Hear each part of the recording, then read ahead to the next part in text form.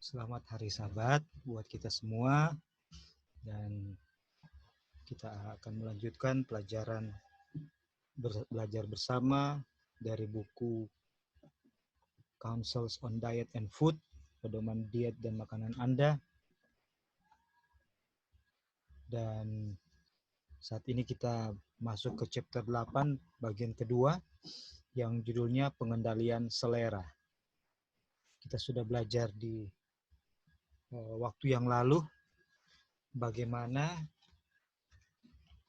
dosa pertama di Eden itu adalah karena kegagalan daripada Hawa dalam mengendalikan selera makan, appetite.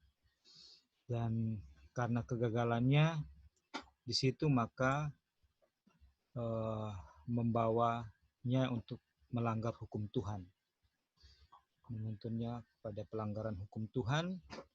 Dan ketika Mrs. White menanyakan keberdosaan dan keadaan kemerosotan yang besar yang terjadi di saat ini, maka Tuhan menunjuk kepada Eden, peristiwa di Eden, di mana Hawa yang jatuh, inilah yang menyebabkan kemerosotan di dunia. Kemerosotan di sini artinya adalah manusia terus berbuat dosa dan tidak lagi bisa memandang dosa itu sebagai sesuatu yang keji, memandang rendah akan hukum-hukum Tuhan, akan perintah-perintahnya, dan menjadi pelanggar-pelanggar hukum. Semuanya diawali oleh Hawa memakan buah satu-satunya pohon yang dilarang Tuhan untuk dimakan. Kemudian tiba ke zaman Nuh juga sama. Hal yang sama, yang dosa-dosa yang keji itu terjadi hasil daripada kegelojohan yang melumpuhkan kepekaan moral penduduk Sodom. Sehingga kejahatan nampaknya menjadi kesenangan di kota itu. Bayangkan, kejahatan menjadi kesenangan. Kenapa? Karena mereka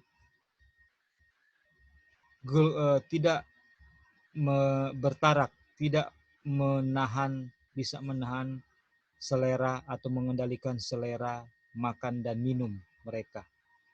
Mereka sibuk dengan makan minum secara berlebihan, makanan yang mewah-mewah,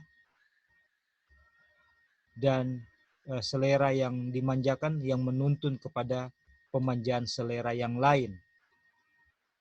Demikian juga dan dikatakan bahwa pemusatan pemikiran pada makanan dan minum. Ini ya, pelajaran yang penting yang mau Kristus bawakan itu yang terjadi di zaman Sodom dan Gomora itu adalah pemusatan pemikiran pada makanan dan minuman, dan pada succeeding generations juga, pada generasi-generasi sesudahnya juga. Inilah yang melemahkan kuasa moral, sehingga dosa tidak tampak lagi jahat. Kejahatan akan dianggap sepele. Ini kalau kita juga baca buku Pertarakan, kita akan dapati di halaman 3 halaman pertama, penekanannya adalah hal ini ya, bahwa kemerosotan moral diawali atau dihasilkan melalui pemanjaan selera makan dan minum dan makanan dan minuman. Kemudian pada zaman Esau, pada zaman Nuh, kemudian pada zaman Sodom dan Gomora, kemudian Esau juga dikalahkan oleh selera makan, yaitu dia menganggap rendah hak kesulungannya karena dia indulge terhadap satu jenis makanan tertentu, sehingga sampai ujian itu tiba, dia tidak berdaya dan tidak menganggap itu adalah ujian yang besar, sehingga dia jatuh, menjual hal kesulungannya oleh semangkuk sup. Ini yang terjadi di zaman Esau. Kemudian setelah zaman Eden, zaman Nuh, Sodom, Gomora, Esau, kira-kira zaman siapa yang sudah kita pelajari pada sahabat yang lalu, yang akan menjadi pelajaran Tuhan bagi kita? Di Eden, zaman Nuh, dunia dibinasakan dan kota-kota jahat dibinasakan karena kejahatannya dihasilkan oleh pemanjaan selera, diawali dari situ. Kemudian Sodom Gomora, pelajaran dari Esau. Kemudian siapa tadi? Agak pelan suaranya. Siapa? Sorry. Israel. Israel. Ya, thank you Lali. Israel. Apa yang terjadi di zaman Israel? Apa yang mereka nyatakan, yang membuktikan bahwa mereka mengalami kemerosotan moral dan mereka berontak terhadap Tuhan? Apa peristiwanya? Mereka meminta daging burung puyuh kan? Itu. Mereka meminta daging. Ini menyatakan bahwa mereka punya selera yang tidak dikendalikan, sehingga mereka menuntun dan mereka apa? Mereka murmuring, mereka mengeluh, mereka itu semua lebih baik kita pulang. Di sana ada panci dengan apa? Sup-supnya. Aduh, ini dia. Mereka pulang ke Mesir, di mana mereka bisa menikmati flesh pots, ya. Mereka bisa menikmati makanan daging. Aduh, dan katanya bilang mereka lebih memilih menjadi hamba untuk menginginkan kematian daripada tidak makan daging. Aduh. Dan semuanya ini menjadi contoh bagi kita, dan inilah yang sudah sedang terjadi di zaman kita saat ini. Bahkan di zaman Mrs. White mengeluarkan pernyataan bahwa melihat kemerosotan moral, pelanggaran dosa saat ini, dia Mrs. White dengan terangnya, yang dengan kepekaannya terhadap dosa, dia melihat, saya heran kenapa dunia saat ini tidak dibinasakan oleh Tuhan. Kenapa dunia tidak dibinasakan? Kemudian di sini ada satu kasus di mana judulnya berbakti dalam kuil selera yang salah. Ini kalau kita baca di sini adalah ketika seseorang mengalami sakit, dia sedang dirawat, dan dia itu sakit karena pemanjaan selera makan, ketidakbertarakan. Tapi sementara dirawat pun dia tetap makan makanan yang memuaskan seleranya yang menyimpang. Ini. Dan itu bisa terjadi di dalam kita, ya, di dalam kita. Kita sedang jatuh dalam dosa, sedang berdosa, melanggar karena pelanggaran tidak bertarak, dan kita berdoa kepada Tuhan. Kita berdoa kepada Tuhan, atau kita sedang mengkonsumsi herbal, istirahat, tapi kita tidak meninggalkan makanan yang berlebihan, minuman yang berlebihan. Terlalu fokus untuk hal demikian, ya. Itu. Dan di sini kita akhirnya dikasih solusinya. Dikasih solusinya. Sebelum solusinya, kita lihat solusinya bagaimana Kristus punya kunci kemenangan. Itu ada pada ujian yang pertama. Karena di situ dikatakan, seandainya Yesus jatuh di pencobaan yang pertama yang menyangkut selera, maka setan akan memiliki pegangan untuk 2 ujian atau pencobaan yang berikutnya, dan pasti Kristus akan apa? Akan jatuh. Nah, apakah Kristus menang? Dia menang. Dan kemenangan Kristus inilah yang akan menjadi pelajaran bagi kita. Menjadi pelajaran bagi kita. Kristus tahu betul bahwa pemanjaan selera makan dan minum dan ketidakbertarakan dalam hal-hal lainnya akan mempermudahnya untuk apa? Dan setiap orang untuk jatuh. Hal-hal yang kudus, suci, sakral itu akan dianggap remeh melalui pelanggaran pemanjaan selera makan. Tidak ada kesanggupan, kemampuan dari tubuh untuk melawan pencobaan. Tetapi sebaliknya, kalau kita menang dalam pertarakan, maka ada satu kuasa yang lebih tinggi yang akan memenangkan, yaitu kita dengan clear in mind, dengan saraf-saraf yang kuat, fisik yang baik, akan bisa mendengarkan bisikan Roh Kudus, ya, dan tubuh ada kesanggupan untuk melakukan apa yang pikiran itu atau Roh Kudus nyatakan bagi kita. Itulah kunci kemenangan Kristus. Dan ini didapati melalui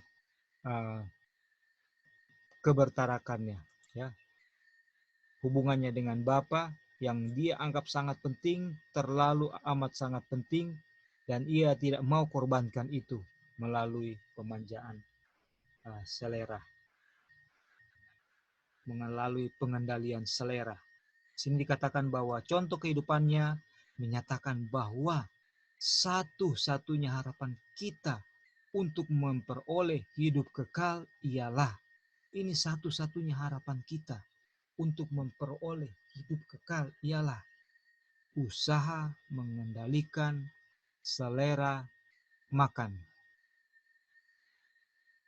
selera dan nafsu, dan menyerahkannya kepada kehendak Tuhan. Ini selera makan, ya, ada selera-selera lainnya, tapi diawali oleh selera makan. Ini kira-kira ada yang boleh menolong kita dengan statement ini dari sudut pandang righteousness by faith.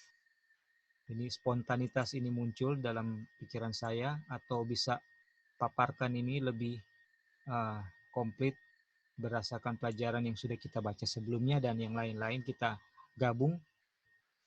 Kira-kira pernyataan yang menyatakan bahwa satu-satunya harapan kita untuk memperoleh hidup kekal ialah melalui bring.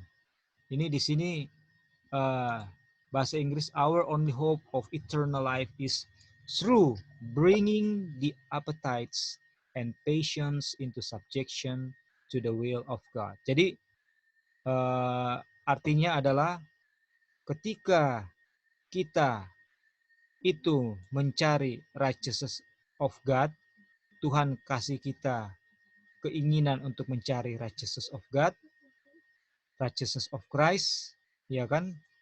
Dan kita memandang kepada Kristus, ya kan? Kita pelajaran yang sebelumnya itu righteousness Christ itu ada di wajah Yesus. Waktu kita melihat ini dan kita melihat kehidupan Yesus, kita tidak boleh mengabaikan atau mengesampingkan mengenai apa? Pengendalian nafsu, keinginan, pengendalian selera. Itu artinya, ya. Jadi kita tahu bahwa kemenangan kita atas dosa itu oleh mempelajari atau memandang kepada kebenaran Kristus. Nah, jangan sampai kita belajar mengenai Kristus, tetapi kita mengesampingkan mengenai bagaimana dia punya kehidupan dalam, dia punya hubungan dengan Bapa, dan hasilnya termasuk di dalamnya adalah dia tidak memanjakan seleranya dalam segala hal, dalam pertarakan dalam segala hal. Yang paling penting juga, yang termasuk penting adalah selera makan. Itu jangan dikesampingkan. Tidak boleh dikesampingkan. Karena ini adalah kunci untuk kita menang. Tentu saja kunci dalam sisi kita tahu menang itu karena kekuatan Tuhan. Tapi inilah kunci untuk secara physically, secara mentally, spiritually, kita bisa mengerti kehendak Tuhan dan melihat betapa kejamnya, kejinya dosa, betapa beratnya dosa itu, dan kita juga punya kemampuan fisik untuk kesanggupan fisik untuk melakukannya, menghindarinya. Karena kalau ini kita belajar righteousness by faith, tapi ini kita kesampingkan, maka tidak akan apa? Akan ada kemenangan. Demikian juga sebaliknya. Kita juga belajar mengenai pengendalian selera, tetapi kita tidak belajar righteousness-nya Kristus yang lainnya, kita tidak akan menang juga. Karena apa? Karena kita mengandalkan diri kita sendiri untuk apa? Untuk menang. Jadi di sini kita lihat bahwa pemanjaan selera atau keinginan itu juga adalah bagian daripada righteousness by faith atau righteousness-nya Christ. Dalam kehidupan Kristus, dia menuruti kehendak Tuhan, dia tidak mengabaikan terang reformasi kesehatan, teristimewa khususnya dalam pengendalian selera. Oke, ada lagi yang mau menambahkan dalam konteks statement yang di highlight kuning ini? Kenapa dikatakan? Ya, silakan Kak Lucia. Erli. Oh, Anti Erli. Ya, silakan Anti. Bukan mau nambahin sih, nggak ada tambahan, cuman mau keterangannya aja. Jadi dia bilang satu-satunya harapan, bukan salah satunya ini ya, bukan salah satu di antaranya, tapi satu-satunya untuk memperoleh hidup kekal itu harus pengendalian selera nafsu ya, pengendalian selera nafsu. Tapi di sini nggak dibilang mengendalikan selera dan nafsu makan ya, di sini nggak ada makannya, tapi di situ appetite gitu, appetite and passion. Berarti ya, berarti kalau misalnya kita nggak bisa mengendalikan selera makan, kita nggak bisa dapat hidup kekal ya. Iya. Kalau dari sini, wah bahaya juga ya. Iya, inilah poin utamanya. Kalau dia bilang only berarti ini satu-satunya. Iya, our only hope, wah, pengharapan. Berarti banyak juga orang yang nggak bisa dapat hidup kekal karena memang dari makan kan kita salah satunya makan lebih aja sedikit sudah dosa. Nah ini, wah banyak sekali yang pengetahuan kita nggak tahu. Kalau kita kembali ke pernyataan di atas waktu Yesus di pelajaran dari kemenangan Yesus tadi dikatakan kalau Yesus gagal di ujian pertama, dia akan gagal juga di kedua dan ketiga. Akan ada pegangan setan untuk mengalahkan dia. Itu. Waduh. Berarti serangan yang dianggap mudah ya, dianggap ini mah gampang, nggak mungkin itu kan. Betul, rupanya di sini ya. Contoh gini Anti ya, ini dalam pertempuran. Lali tadi mau menambahkan tapi after ya. Jadi contoh di dalam benteng ya, pertempuran.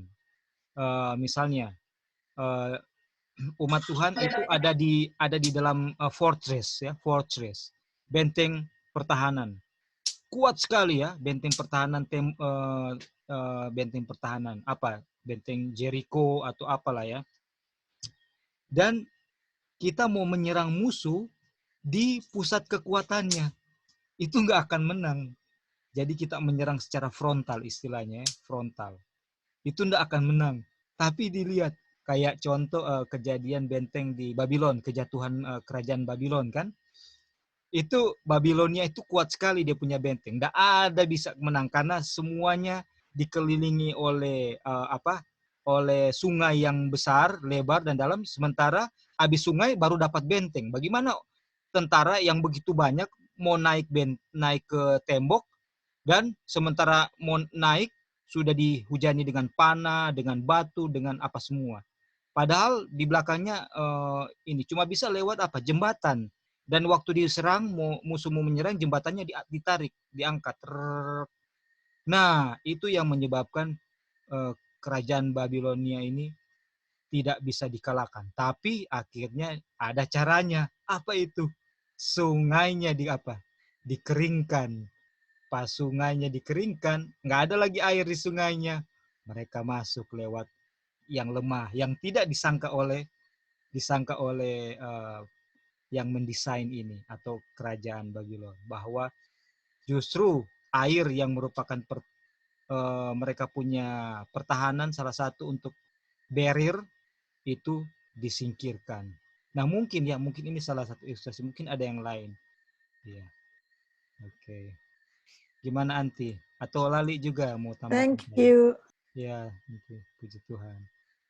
Lali tadi, silakan Li. Oh, mungkin tadi Kak ada yang lain bukan, tapi boleh kita mau tambahkan sedikit juga. Iya, ya. Jadi ini kan dia punya kehidupannya adalah kita punya satu-satunya harapan kan untuk memperoleh hidup kekal dan usaha mengambilkan selera dan nafsu dan menyerahkannya kepada kehendak Allah. Jadi kalau dia punya bahasa Inggris, appetites itu selera dan nafsu ya. Baru passion into subjection the will of God. Jadi ada bringing the appetites baru dan passion into subjection of the will of God. Jadi kalau mau lihat bahasa Indonesianya kurang dan kayak dan begitu kan. Iya. Jadi agak bingung, tapi kalau dia banyak satu bahasa kesatuan Inggris, itu. Iya. Iya. Selera dan nafsu satu kesatuan baru menyerahkan kepada kehendak Allah kan. Iya. Jadi ini kalau mau lihat memang ini kan semua ini contoh untuk menjadi sama seperti Kristus kan. Jadi kalau kita sudah belajar righteous by faith, bagaimana untuk righteousness-nya Kristus tinggal dalam kita kan. Jadi berarti kita akan menyerupai sama dengan Yesus. Dan kalau kita sama dengan Yesus berarti pencobaan kita juga akan seperti polanya pencobaan Yesus. Dan kita tahu pencobaan Yesus polanya pertama adalah ibarat tangga pertama tentang apa namanya ini appetite ya. Iya, tentang selera. Jadi kita juga akan harus kita dapat tantangan appetite juga ini ya, seperti yang Yesus alami. Jadi setelah appetite ini pasti ada yang lain-lain, tapi ini yang paling pertama karena ini yang paling kuat, karena semua juga jatuh di situ. Contoh nenek moyang kita jatuh, dan kalau Daniel contohnya dia menang di situ, akhirnya di selanjutnya dia menang. Kalau sudah jatuh kayak Adam dan Hawa sudah jatuh di pertama, sudah nggak lihat lagi percobaan selanjutnya kan.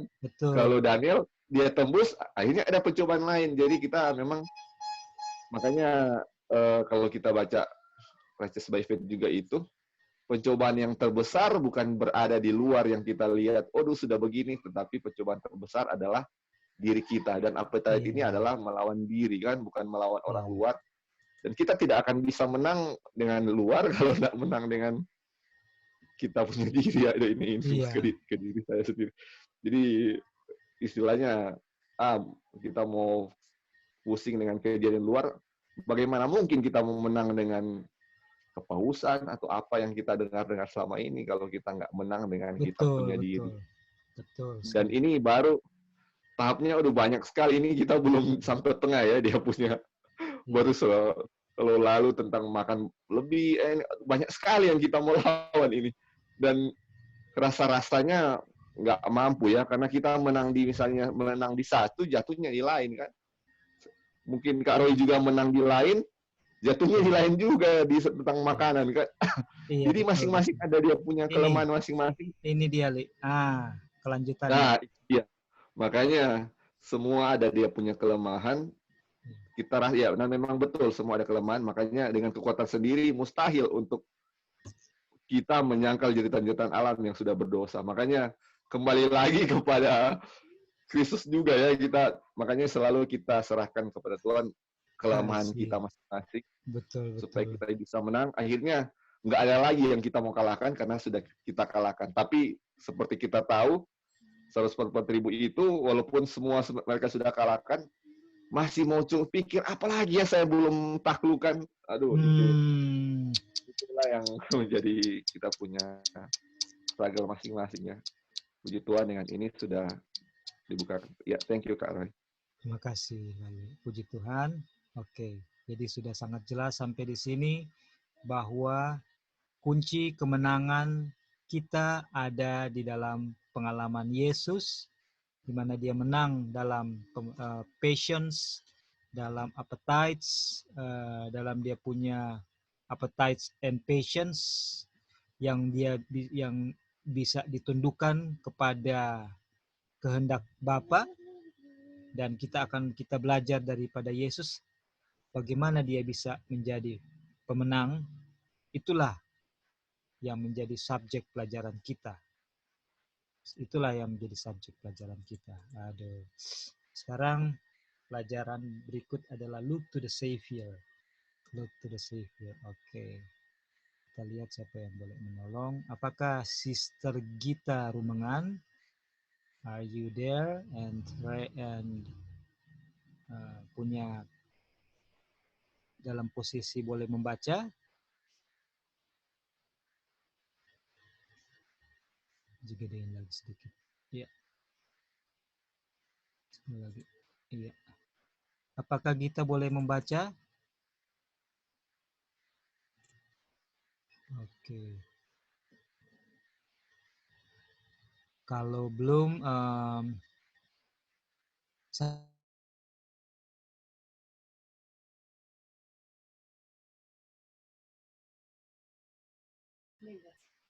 kalau JLS siapa nih ya di bawah Gita? Ya. Oh, Mega, iya, Koka. Apakah ada? Is there someone that could yang bisa read, bisa baca? Apakah Mega atau husband atau Sister Lina atau Ella? Oke. Silakan, mikrofon sudah dibuka. Ya, silakan. Oh, aduh. Terima kasih untuk usahanya. Terima kasih, tapi saya kedengarannya signalnya sangat kurang bagus, nggak bisa dimengerti, putus-putus. Thank you. Kalau begitu, KF, satu KF. Anti early di urutan di bawahnya, di list saya. Boleh tolong bacakan? Oke. Pandanglah juru selamat, itu kan? Ya.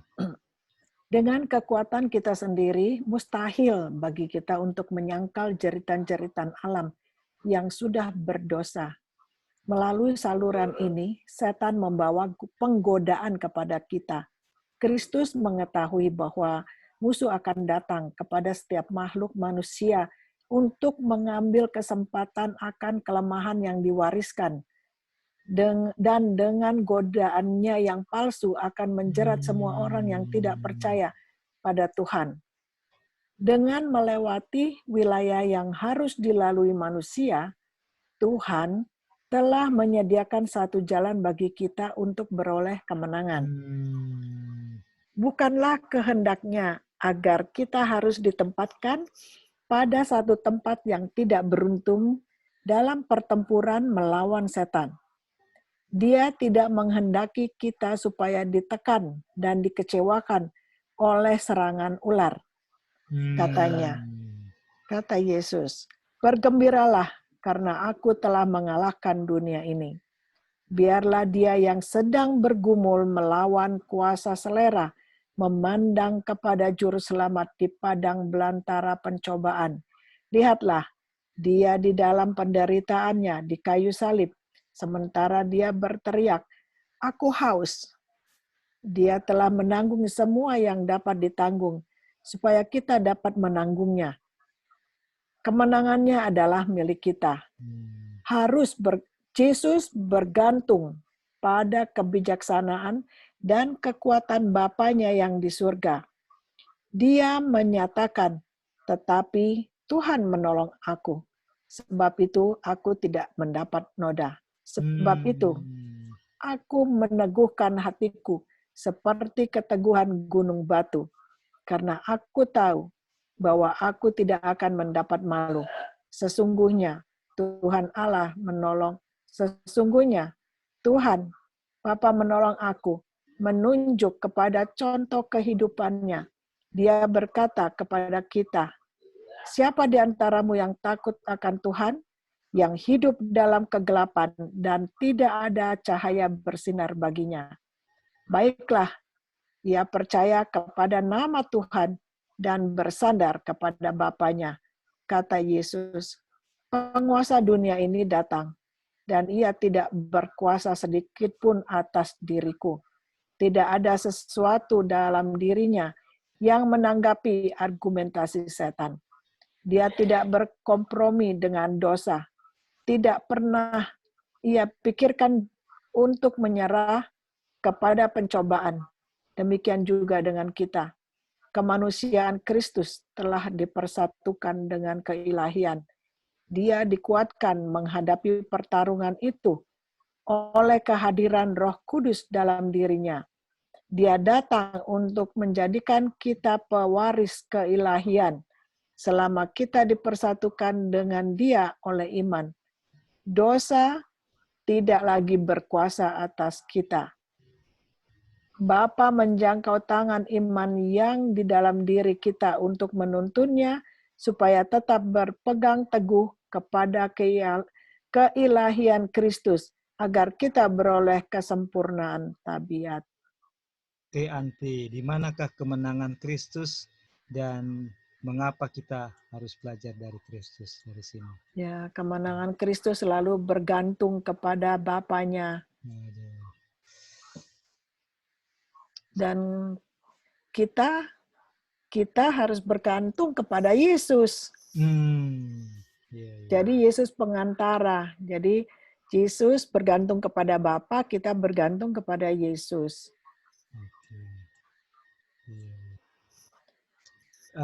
Kemudian Anti, bagaimana, apa maksud yang menyatakan bahwa kemenangan Yesus adalah kemenangan kita atau milik kita? Tadi dikatakan. Kemenangan Yesus karena dia sudah menang di padang belantara. Ya. Kenapa kemenangan Yesus itu adalah milik kita?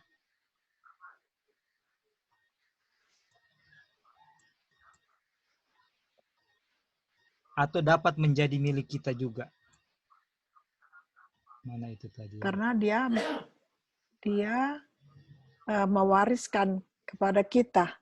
Iya. Oke. Apakah waktu Yesus menang, dia memiliki kuasa yang hanya dia sendiri yang bisa dapatkan dan kita tidak bisa dapatkan dari Bapa atau dari dia? Kita dapatkan lewat Kristus. Kristus, atau sama juga kita bisa dapatkan. Kalau kita dapat A dari Bapa, kalau Kristus dapatkan sesuatu dari Bapa untuk menang, apakah kita nggak bisa dapatkan sesuatu itu dari Kristus untuk menang? Hal yang sama. Kita dapat yang sama. Itu. Jadi kenapa kemenangan Kristus adalah milik kita? Karena Kristus di dalam kecenderungannya yang diturunkan oleh nenek moyangnya, kecenderungan berdosa, yang tadi di pernyataan di atas dikatakan bahwa setan tahu kecenderungan yang diturunkan kepada manusia untuk jatuh, dia tahu itu dan dia gunakan itu untuk menjatuhkan manusia. Dan Yesus tahu itu. Dan dia tidak beri kesempatan setan menggunakan itu kepada dirinya sendiri. Dan dia tutupin kelemahan itu dengan kuasa Bapa.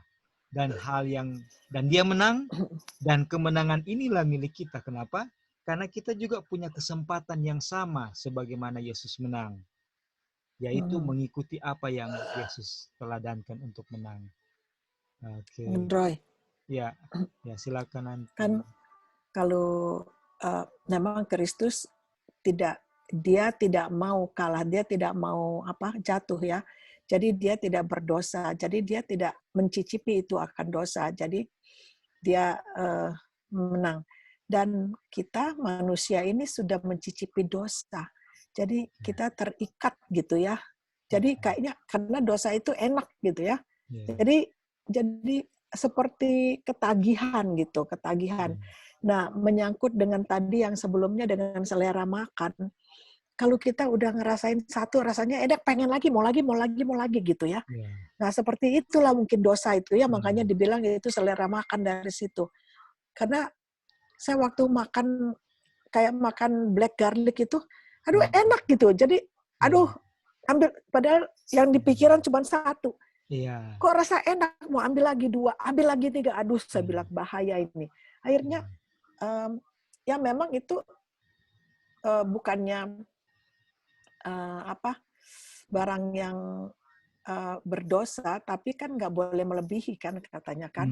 Kita nggak boleh makan berlebihan. Jadi satu cukup gitu. Dan ini akhirnya ketagihan. Nah, seperti itu kali dosa ya.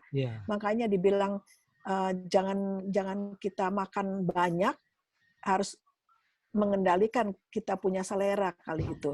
Disitulah makanya pengendalian selera itu. Oke, thank you Anti, kita mengerti maksudnya. Thank Jadi you, Roy. Sebenarnya juga yang Anti mau tekankan di sini adalah bahwa kita sudah sempat cultivate, kita punya bad habit which is sins, sehingga kita itu punya kecenderungan untuk bangkit itu lebih sulit. Sementara Tuhan Yesus dia tidak pernah memanjakan atau melakukan dosa kan. Jadi seakan-akan juga untuk tetap tidak jatuh lebih kuat Tuhan Yesus, karena sejak kecil dia tidak pernah sekalipun mencicipi dosa. Nah, apakah ini ini akan menjadi seperti menyatakan bahwa kita lebih sulit untuk tinggalkan dosa karena sudah menikmati dan sudah ketagihan, atau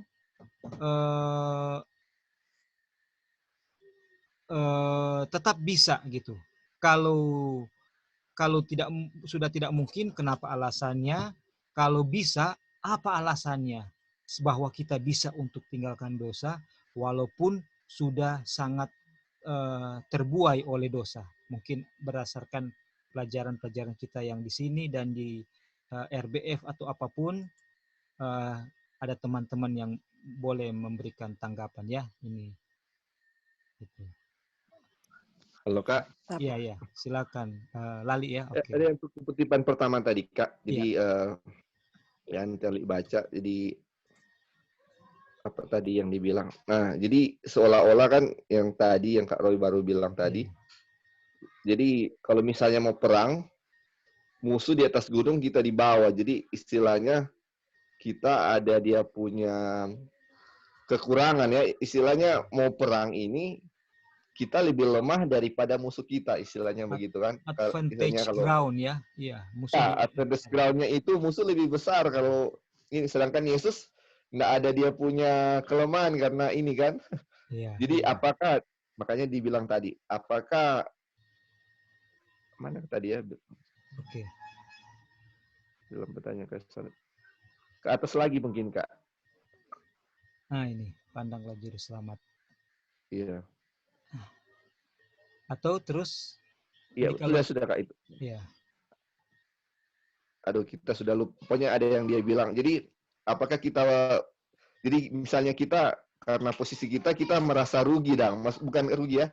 Tidak, apa tadi dia punya bahasa. Jadi, seolah-olah kita punya posisi tidak di tempat yang beruntung. Sedangkan musuh tempat yang advantage ground-nya lebih bagus dari kita kan. Otomatis kita bisa kalah lah ya, karena nggak seimbang lah kita perjuangan kan. Yeah. Tapi kalau mau bertempur itu harusnya seimbang, sedangkan kita di bawah. Tapi dibilang bukan begitu ya, karena Kristus sudah menang, posisi kita sudah sama Jadi istilahnya 50-50 kita bisa menang, karena ketika Yesus menang kita juga bisa menang. Yeah. Bukan posisi musuh lebih besar dan kita lebih kecil dan kita nggak bisa menang, bukan seperti itu. Makanya sudah ada kekuatan dari Tuhan, dengan kemenangannya dia itu adalah kemenangan kita kan, karena tujuannya dia bikin itu kan untuk kita semua, bukan untuk dia secara pribadi kan. Dia kemenangan Betul, dia betul. adalah kemenangan kita. Ya, Itu yang kalau di Life Sketch chapter 30, Traveling the Narrow Way, Narrow Path, itu apa? Kejadian apa yang memberi kekuatan bagi orang-orang yang sudah rasa tidak akan sanggup lagi lanjut? Ingat Ellen G. White's vision mengenai Traveling the Narrow ada Path? darah. Darah, itu dia. Lalu ingat ya. Ada waktu mereka sudah sampai di jalan yang sangat sempit dan semua sudah dilepaskan, sebelum turun tali kalau nggak salah dari langit. Di situ mereka melihat ada dinding putih di sebelah kiri dan ada bercak-bercak darah, di mana mereka tahu bahwa ada orang lain sebelum mereka yang sudah melewati jalan itu dan terus. Sehingga mereka bilang, ini ada yang sudah lewat dan bisa, kita akan lanjut terus. Dapat apa lagi? Kekuatan. Dan itu adalah darah daripada Yesus dan orang-orang lain yang sudah mengikuti teladan Yesus dan bisa apa? Bisa menang. Jadi sebenarnya teladan Yesus membuat posisi kita sama ya dengan kekuatan daripada kita punya patience yang menguasai kita. Malahan sebenarnya apa sekarang? Berbalik ya. Sebenarnya berbalik. Kita sekarang yang ada di posisi yang lebih menguntungkan. Kenapa? Karena setan sudah bisa melihat bahwa dia sudah dikalahkan oleh siapa? Oleh Yesus. Dan sebenarnya tujuan daripada sisa-sisa sejak salib, sebenarnya tujuannya untuk melakukan perlawanan bukan lagi membatalkan keselamatan manusia dan membuat Yesus terpisah selamanya dari Bapa, tapi hanya untuk menambah sakit hati Tuhan melalui semakin banyaknya orang yang menolak tawaran rahmat-Nya yang besar. Dia tahu dia sudah kalah. Cuman dia punya usaha terakhir ini cuma mau bikin semakin banyak orang yang apa? Dibinasakan supaya Tuhan apa? Sakit hati. Karena tawaran rahmat-Nya yang besar itu ditolak oleh kita, oleh manusia. Aduh. Jadi saudara-saudara, ini jadi reminder buat kita bahwa kita tidak harus jatuh. Kita bisa menang. Tapi apa? Beholding Christ. Dan ini harus betul-betul dilakukan. Bukan hanya orang ulang-ulangi saja di dalam Bible study kita. Bahkan saya sendiri atau siapapun yang akan membawakan Bible study dan mengutip itu. Tapi ini betul-betul harus jadi pola kehidupan kita untuk senantiasa beholding Christ. Melalui seperti Daniel. Nanti kita lihat bagaimana ke Daniel menang. Dia senantiasa berdoa sungguh-sungguh, dia bertarak dan dia berdoa sungguh-sungguh kepada Tuhan secara teratur. Itu kunci kemenangan kita. Aduh. Puji Tuhan untuk pelajaran sejauh ini dan mungkin Lali yang boleh tolong lanjutin baca dari 239 sampai di bawah sini. Ya. Oke. Setan mendekati manusia sebagaimana ia telah mendekati Kristus. Dengan penggodaannya yang berkuasa itu agar kita memanjakan selera. Dia tahu dengan jelas bahwa dia mempunyai kuasa untuk mengalahkan kita dalam hal ini. Dia telah mengalahkan Adam dan Hawa di Taman Eden mengenai selera sehingga mereka kehilangan tempat tinggal mereka yang indah itu. Kesengsaraan dan kejatuhan yang bertumpuk telah memenuhi dunia kita ini sebagai akibat kejatuhan Adam. Kota-kota besar telah disapu dari permukaan bumi oleh karena kejahatan besar dan dosa pemberontakan yang membuat satu noda di alam semesta. Pemanjaan selera adalah fondasi semua dosa mereka. Kristus memulai pekerjaan penebusan di mana keruntuhan itu mulai nampak. Ujian pertama yang dihadapinya ialah masalah yang sama di mana Adam gagal. Adalah melalui pencobaan yang ditujukan kepada selera di mana setan telah mengalahkan sebagian besar umat manusia. dan keberhasilannya memberi kesan kepadanya bahwa penguasaan planet berdosa ini berada di tangannya. Tetapi di dalam Kristus, dia mendapati seorang yang sanggup menolaknya sehingga dia meninggalkan medan laga sebagai musuh yang sudah dikalahkan. Yesus mengatakan, ia tidak berkuasa sedikit pun atas diriku. Kemenangannya merupakan satu jaminan bahwa kita juga boleh keluar sebagai pemenang dalam pergumulan melawan musuh. Tetapi bukanlah maksud Bapa di surga menyelamatkan kita tanpa usaha di pihak kita untuk bekerja sama dengan Kristus. Kita harus melakukan bagian kita. Barulah kuasa ilahi ditambah dengan kuasa kita akan membawa kemenangan. Lanjut, Li. Demi kita, Kristus melatih pengadilan diri. Lebih kuat daripada rasa lapar dan kematian. Kristus dikuatkan oleh puasa, kemenangannya menguatkan semua orang. Pada waktu menghadapi penggodaan yang paling kejam, Kristus tidak memakan apa-apa. Kuasa pencobaan untuk memanjakan selera diukur dengan penderitaan Kristus sewaktu berpuasa. Oke, jadi pelajaran antara Adam dan Kristus apa yang kita dapatkan? Kontrasnya di sini. Iya, tentang selera ya. Jadi setan mengklaim bumi ini sebagai miliknya. Halo Kak? Iya, silakan. Ya. Setan mengklaim bumi ini sebagai miliknya hanya gara-gara manusia jatuh dalam hal selera kan. Adam jatuh. Jadi iya, kayak Sodom dan Gomora juga dibinasakan. Salah satu kan juga seperti itu kan. Karena dia bilang ada noda di dalam ini ya. Ini Sodom dan Gomora dibinasakan juga sebagai ini tentang bumi akan dibinasakan kan karena dosa pemanjaan selera juga kan. Dia punya contoh. Iya. Karena semua jadi awal inilah akar mula dosa dan sudah dibilang juga tadi ya. Ketika Yesus mulai public ministry, dia punya percobaan pertama. Ketika mulai habis dibaptiskan, dia punya percobaan pertama yaitu tentang selera dan dia menang, menandakan bahwa kita juga bisa menang.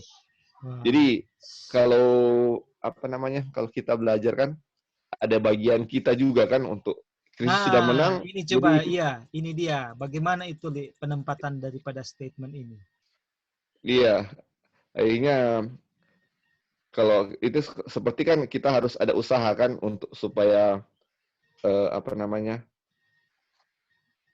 apa konteksnya usaha kita di bawah, maksudnya usaha kita untuk bukan cuman ini kan cuman dikasih jadi kita sudah menang nggak usah bikin apa-apa kita bukan itu maksudnya ya bukan jadi, berarti setelah Yesus sudah menang kita terima kasih karunia ya sudah. Iya. Jadi kalau kita sudah menang kita juga sudah menang pastinya, tetapi pergumulan di situ tetap ada kan karena kita juga akan diuji seperti itu. Jadi bukan berarti kita tidak ada perlawanan yang memang dari diri kita. Makanya seperti yang dibilang tadi itu, yang sebelum-sebelumnya atau di Righteous by Faith juga, ketika kita tahu kita punya kelemahan di situ, kita punya usaha kita untuk memilih cari Kristus kan, kemana yang di itu choose kan.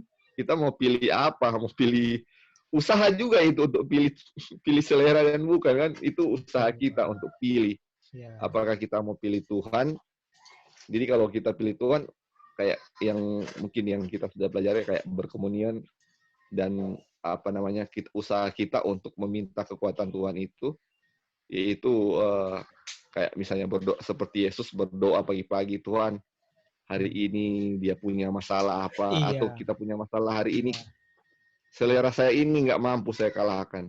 Dan itulah yang kita punya bagian usaha kita untuk untuk makanya kenapa setelah kita menang di situ kita nggak mau bilang kita diri kita, karena kita sudah rasa awal kita nggak mampu dan mencari Tuhan yang akan memampukan toh. Jadi itulah kenapa itu dibilang bagian kita, karena Yesus nggak bisa lakukan itu untuk kita. Harus kita yang bikin itu. Itu artinya. Iya, betul. Kalau itu bisa Tuhan Yesus lakukan, ya nggak disebut itu usaha kita gitu. Itu artinya konteksnya itu. Jadi bukan lasciviousness ya, bahwa mungkin bukan itu. Tapi artinya bukan berarti sudah Kristus sudah menang dan kasih-kasih kurnia kepada kita, kita percaya itu dengan iman, kemudian kita tidak bikin apa-apa untuk menyatakan kemenangan Kristus yang ada dalam kita, tapi ada bagian kita. Dan itu disebut dalam tanda dengan kontekstual bahwa itu disebut bagian kita karena itu tidak bisa dilakukan oleh kasih karunia atau oleh Yesus, harus kita yang lakukan. Itulah bagian kita. Tapi kenapa kita lakukan itu? Karena kita sudah melihat kepada kemenangan Kristus yang membuat kita lakukan itu, menuruti teladan Yesus. Itu pun bukan dengan kekuatan kita. Oke, sampai di sini ada yang mau in the daily life so far. Sejauh ini dalam kehidupan sehari-hari apa yang kita dapatkan sampai di sini? Kira-kira dalam kehidupan kita, bagaimana supaya ini bisa applicable? Karena sini pelajaran ini jelas sekali mengklarifikasikan kejatuhan manusia, kejatuhan kita dan kemenangan kita ada di hal yang kecil ini ya. Kelihatan kecil. Tapi justru disinilah yang menjatuhkan manusia dan juga bisa menjatuhkan Yesus kalau dia gagal. Tapi untuk mau bangkit dan bangun atau untuk bisa diselamatkan, yang ini juga yang paling penting, yang sangat penting untuk diperbaiki ya, untuk Tuhan perbaiki, izinkan Tuhan perbaiki. Oke, kalau gitu kita baca ini sedikit konklusi, kita review lagi yang di bawah tambahkan oleh, ini mungkin bukan itu ya, tapi ini adalah konklusi. Demi kita, Kristus melatih pengendalian diri lebih kuat daripada rasa lapar dan kematian. Kristus dikuatkan oleh puasa, kemenangannya menguatkan semua orang. Pada waktu menghadapi penggodaan yang paling kejam, Kristus dalam keadaan tidak memakan apa-apa. Kuasa pencobaan untuk memanjakan selera diukur dengan penderitaan Kristus sewaktu berpuasa. Oke. Sekarang kita belajar dari Daniel. Kita akan belajar dari Daniel. Keleak. Vita atau Dion bisa tolong bacakan? Atau siapa yang ada di Keleak? Silakan. Halo Kak. Ya. Halo. Ya, silakan, bisa kedengaran. Dengar? Iya, bisa. Silakan Dio. Dari contoh Daniel Kang. Iya. Contoh Daniel dalam mengalahkan pencobaan. Pencobaan terhadap pemanjaan selera memiliki satu kuasa yang dapat dikalahkan hanya oleh pertolongan Tuhan. Tetapi untuk setiap pencobaan kita mendapat janji Tuhan bahwa ada satu jalan keluar.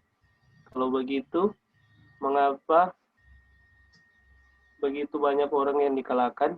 Sebabnya ialah mereka yang tidak menaruh percaya di dalam Bapa. Mereka tidak melengkapi diri dengan sarana keselamatan yang telah disediakan.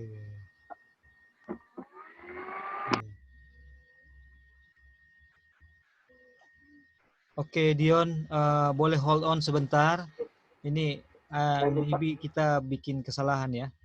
Ini sepertinya, coba kita sampai Daniel ya, kita turun ke bawah ya. Ini sebenarnya masih di, apakah ini masih di bagian review ini?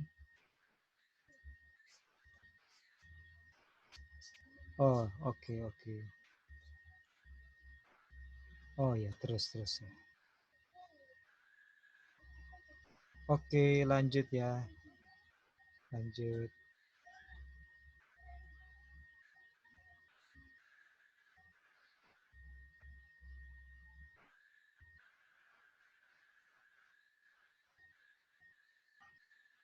Ya, lanjut Dion. Alasan yang diberikan sampai sini. alasan yang diberikan untuk membela pemuasan selera yang salah itu tidak diterima oleh Tuhan. Daniel menghargai kesanggupannya sebagai manusia, tetapi dia tidak menaruh percaya pada itu.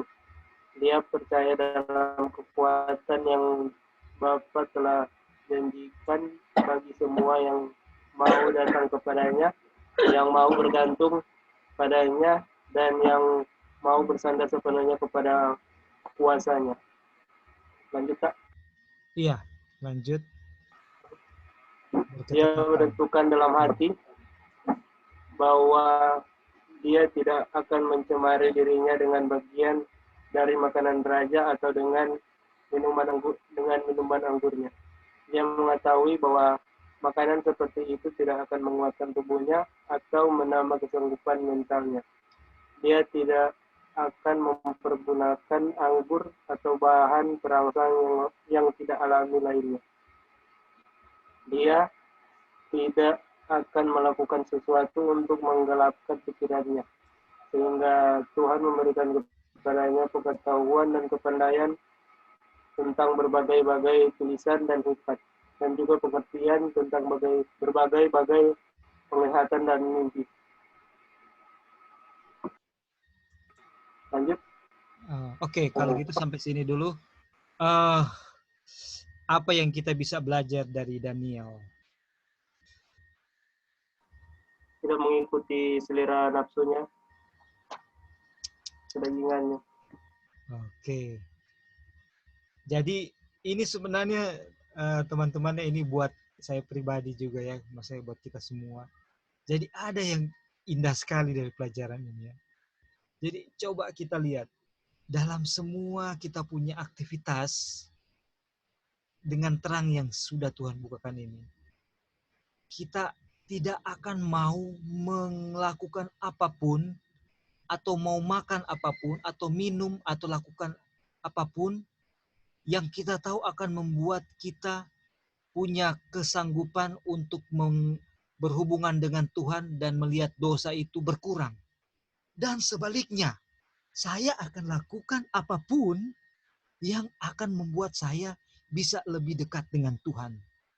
Waduh, contoh ini. Waktu saya mau konsumsi sesuatu makanan atau minuman yang saya tahu akan mengakibatkan, akan memanjakan selera saya dan membuat saya jauh daripada Tuhan.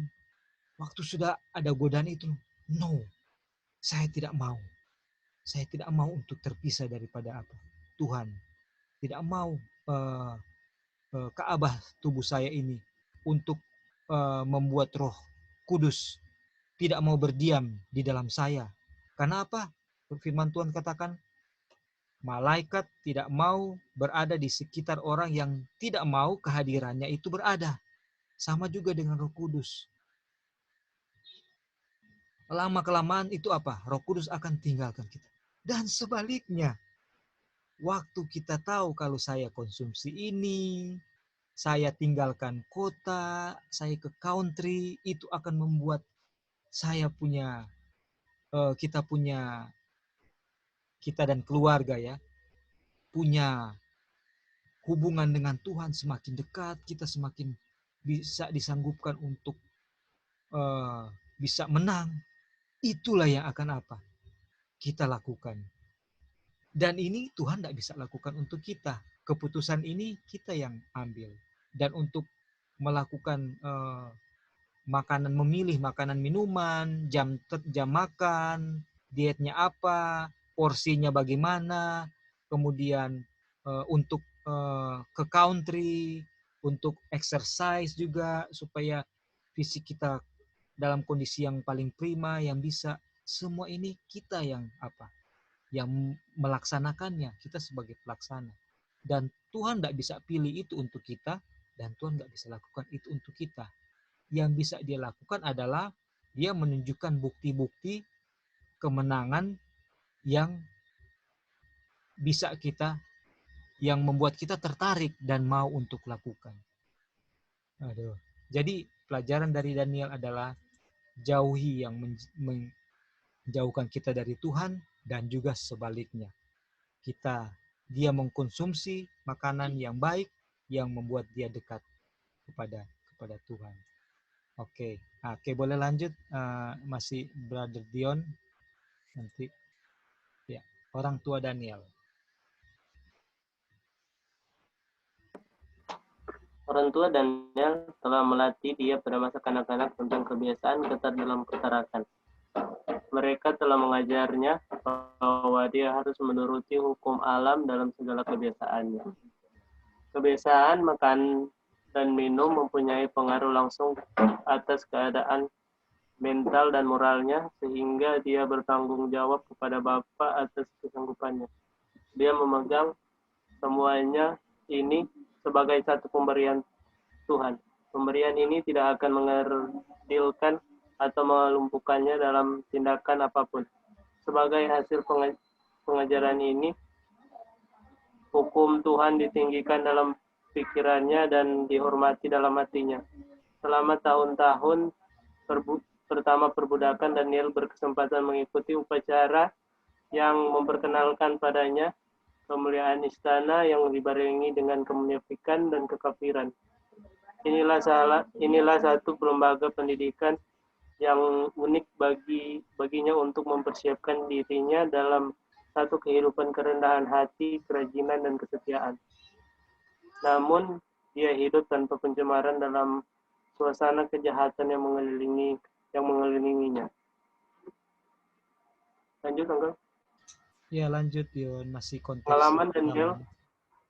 Pengalaman Daniel dan sahabat-sahabatnya yang masih muda itu menggambarkan keuntungan yang diperoleh sebagai hasil dari kesederhanaan makanan. Hal ini menunjukkan apa yang Tuhan lakukan bagi mereka yang mau bekerja sama dengan Dia dalam menyucikan dan mengangkat jiwa. Mereka menjadi kehormatan bagi Tuhan dan menjadi terang yang bersinar di istana Babel. Dalam penulisan sejarah ini, kita mendengar suara Tuhan yang ditujukan kepada kita secara perorangan. Dia menyuruh kita mengumpulkan semua terang indah mengenai pertarakan orang Kristen. Dia menempatkan diri kita dalam hubungan yang benar dengan hukum kesehatan. Apakah yang akan terjadi sekiranya Daniel dan kawan-kawan berkompromi dengan pegawai kafir itu, lalu menyerah kepada situasi dan kondisi yang mendesak sehingga mereka makan dan minum sesuai dengan adat kebiasaan orang Babylon, hanya sekali saja menyimpang dari prinsip itu, sudah cukup melemahkan kesadaran akan yang benar dan akan melibatkan pengorbanan tenaga dan yang benar dan kebencian akan yang salah. Pemanjaan selera akan melibatkan pengorbanan tenaga fisik dan kejernihan pikiran, begitu juga kuasa kerohanian. Langkah yang salah akan menuntun orang lain sampai hubungan dengan surga terputus, dan dengan surga sudah terputus, dan mereka akan tersapu oleh penggodaan. Kejernihan pikiran Daniel berdasarkan makanan sederhana dan hidup yang penuh doa. Silakan, Dion. Apa yang dia dapatkan dari seorang anak muda Daniel ketika dia diizinkan untuk dibawa di tempat pengasingan dan hidup di dalam aturan dan dalam aturan bangsa Babylon yang memanjakan selera. Di sini apa yang dilakukan Daniel dan apa pelajarannya bagi kita, Pak? Sebelum mereka dibawa ke Babylon, mereka kan di sini dibilang sudah diajarkan pertarakan yang ketat. Dan ketika mereka sudah besar, ketika mereka dibawa ke Babylon, mereka menjadi contoh di sana, menjadi terang. Betul. Ada training dulu ya, Dion ya. Di sini ada satu pelajaran, berarti ada training dulu ya. Oke.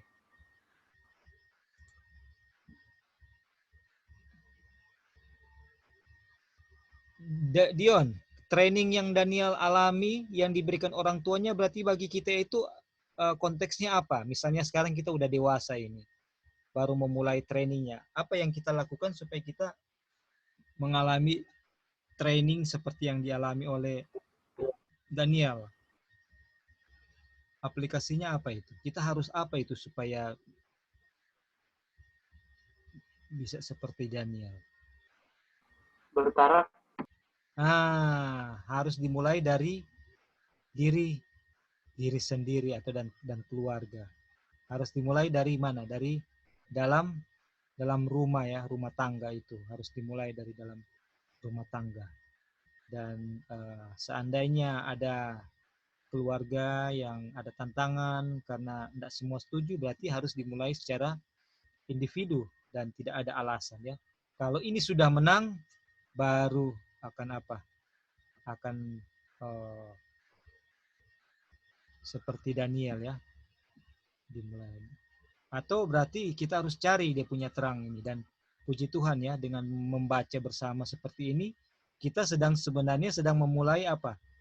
Training kita seperti Daniel anak-anak ya, seperti Daniel anak-anak. Kita sekarang waktu sedang belajar ini, kita sedang seperti fase Daniel anak-anak. Tapi ujian itu sudah ada.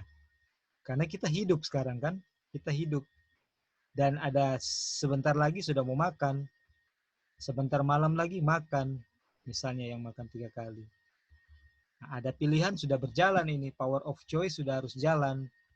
Nah, bagaimana kita tidak boleh menunda-nunda, karena kalau kita tunda untuk datang kepada Tuhan Yesus, maka kita akan gagal nih sebentar siang, atau sebentar malam, atau besok. Dan kita sudah cultivate dosa kita, yang akan membuat kita lebih sulit untuk bangkit. Tapi kemenangan Yesus merupakan awal, ya kan? Kita nggak mungkin melakukan sesuatu yang kita tahu kita nggak akan menang. Itu kecenderungan psikologis manusia. Kalau melakukan sesuatu yang dia tahu dia tidak akan menang, atau underdog, kalau di dalam sports, dalam olahraga istilahnya ada istilah underdog mungkin ya. Kita kurang tahu olahraga dan lain-lain kali ya. Kita tahu bahwa aduh, saya peringkat 10 mau menantang yang peringkat 1. Nah, sudah underdog lebih dahulu. Sudah merasa kalah. Nah, itu akan mempengaruhi psikologis. Tapi secara pelajaran kita saat ini, secara psikologis kita menang. Kenapa? Disiapkan jadi pemenang karena Yesus dan Daniel menjadi pemenang. Kita belajar dari situ. Oke, silakan ada lagi Dion sebelum kita ini di bagian terakhir ini. Ada sedikit. Iya. Satu keputusan yang diambil oleh Daniel dan teman-temannya adalah mereka berani untuk bertindak sekalipun nyawa taruhan. Oh, ini sudah Daniel, sudah Dion's father ini. Oke, silakan Kak Victor ya. Iya. Oke Kak, silakan Kak. Oke.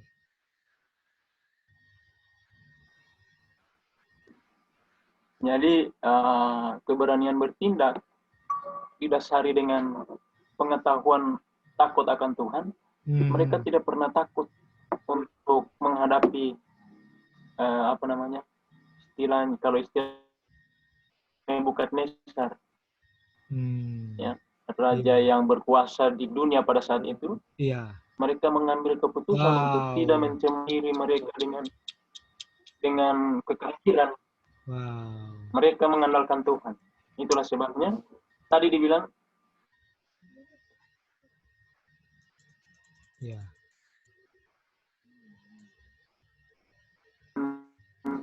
Makan istana apa si itu ya. Jadi dia tidak mau untuk kompromi dengan itu, sehingga apa yang sudah seharusnya menjadi ancaman bagi kehidupannya dia jalani dan memberikan itu. Jadi dia. kehidupan pertarakan yang sudah dicari keluarganya, itulah yang membuat, kalau tadi bilang, di tengah-tengah bangsa kafir mereka mampu untuk menghidupkan kehidupan yang berdiri teguh, taat ya. Puji Tuhan, thank you Om Victor untuk tambahannya. Dan ini saudara-saudara, ini pasti kalau hubungan antara pertarakan dan penurutan itu pasti sangat akan terasa faedahnya. Di sini bukti, ini dikatakan ya, pengalaman Daniel dan sahabat-sahabatnya yang masih muda itu menggambarkan keuntungan yang diperoleh sebagai hasil dari simple diets. Waduh, jadi jangan ragu, ini istilahnya ada resep, ada tips, tapi jauh lebih dari kata-kata itu yang lebih tepatnya. Ini adalah resep surga, bagaimana untuk menang. Dan kalau kita bikin A, hasilnya B itu pasti. Jadi bagi kita semua yang punya pengalaman bagaimana kita mudah jatuh untuk segala hal, itu ini adalah satu resep surga yang patut untuk kita terima dengan iman. Kayak tadi Om Victor bilang bahwa karena mereka sudah lakukan resep ini di rumah tangga mereka, di rumah mereka, walaupun di hadapan penguasa dunia saat itu, Raja Nebukadnezar yang mengeluarkan aturan di istana itu sesuai dengan kesenangannya, mereka berani, istilahnya tidak takut mau apapun oleh Nebukadnezar, di mana semua orang gemetar di hadapan dia. Mereka tidak takut untuk meninggikan kebenaran, karena mereka punya fisik kuat, spiritual baik. Mereka sadar betul bahwa takut akan Tuhan adalah segala-galanya bagi mereka. Dan karena sudah dipraktekkan di rumah, mereka tidak takut untuk praktekkan itu terus di mana. Bahkan di tempat yang melarang untuk dipraktekkan hal tersebut. Aduh. Puji Tuhan untuk pelajaran hingga saat ini. Kita sudah belajar sampai ke Daniel. Dan kita nanti akan lanjutkan di our question duty. Oke, ada teman-teman yang mau menambahkan, melengkapi lagi, atau mungkin Om Victor juga, atau siapapun mau menambahkan sebelum kita akan tutup untuk pelajaran ini, dipersilakan.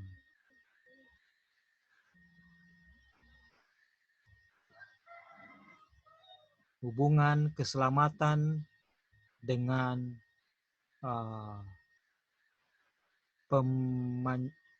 pengendalian selera makan. Hubungan keselamatan dengan pengendalian selera makan. Ada yang mau menambahkan? Ke aplikasi. Ya, mungkin ke aplikasi, silakan. Bisa dengar, Kak? Bisa Joy. Kalau kita oke. Ya, jadi kembali ke Daniel juga itu. Kan di ujiannya itu excuse me Joy, ini lagi posisi kecil suaranya. Kecil ya? Iya, bisa sih, tapi kalau memang normal sekali kita agak lebih keras ya. Oke. Sekarang gimana, Kak? Masih kecil. Coba di-refresh lagi mikrofonnya. Sekarang oke? Masih kecil? Masih kecil, tapi boleh lah Joy. Boleh lah, oke. Silakan.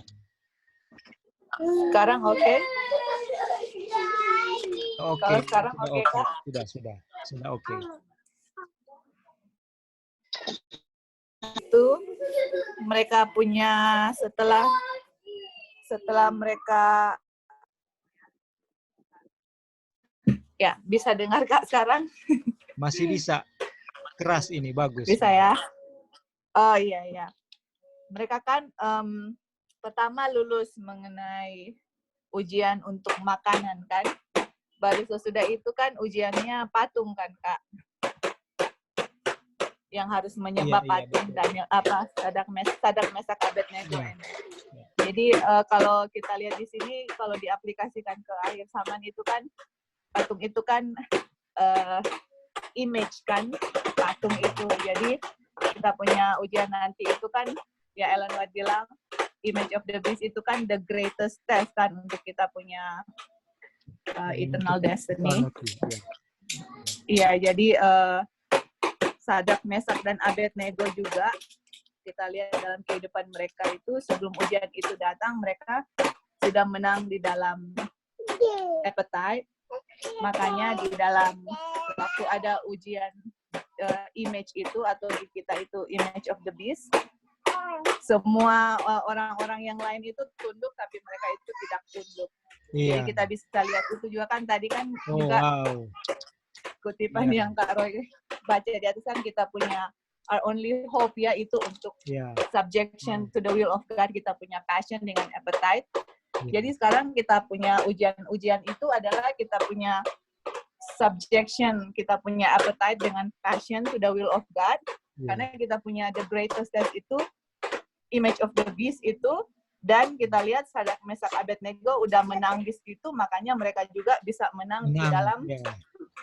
Iya, jadi itu dia, kita bisa lihat dia punya hubungan nanti dengan kita. Kalau kita nggak bisa menang sekarang, kita mana mungkin ya ujian kecil kita kalah, terus sedangkan greatest test itu kita akan menang, itu kan kayak nggak masuk di akal. Ujian kecil kita sudah menang, the greatest test which is the image of the beast before itu akan janji kemenangan seperti Sadrak, Mesak, dan Abednego, Kak. Betul. Suaranya hilang ini, Joy. Masih silent. Selesai kali, Joy. Oh, oke, ya. Oke, thank you, Sister Joy. Jadi in connection dengan Sunday image of the beast, atau ketika kekuasaan negara menyerah atau dikendalikan oleh kekuasaan gereja yang akan dibuktikan oleh dibentuknya image of the beast, pemaksaan suatu hari peribadatan, dan supaya bisa kita berdiri teguh untuk tidak menyembah undang-undang yang akan dipaksakan ini, perjuangannya dimulai dan harus dipastikan dimulai dan dimenangkan dalam hal control of appetite and patience. Bagaimana cara menangnya? Mari kita belajar kepada Daniel yang belajar kepada Yesus. Ya, Daniel and Joseph adalah good example, but Christ is the perfect example. Jadi artinya kita belajar kepada Daniel, Yusuf, dan terlebih kepada Yesus. Inilah yang menjadi tugas kita setiap hari, saudara-saudara. Mari kita mulai dari meja makan, kemudian dari situ kita bisa dimenangkan untuk hal-hal lainnya. Semuanya artinya untuk tentu saja dimulai dari hubungan dengan Yesus, ya. Ini semua adalah satu paket, tidak terpisah. Dan kiranya kita terima ini dengan iman, oleh iman, bahwa kita sudah disiapkan oleh Tuhan untuk menjadi pemenang, karena kita berada di dalam posisi sebagai pemenang, karena Yesus sudah menang dan orang-orang juga yang faithful sudah menang. Tuhan menolong kita senantiasa secara pribadi dan keluarga dan bersama-sama untuk mengasihinya yang ditunjukkan oleh penurutan akan hukum-hukumnya, termasuk hukum kesehatan. God bless all of us. Saya bawa dalam nama Tuhan Yesus. Amin.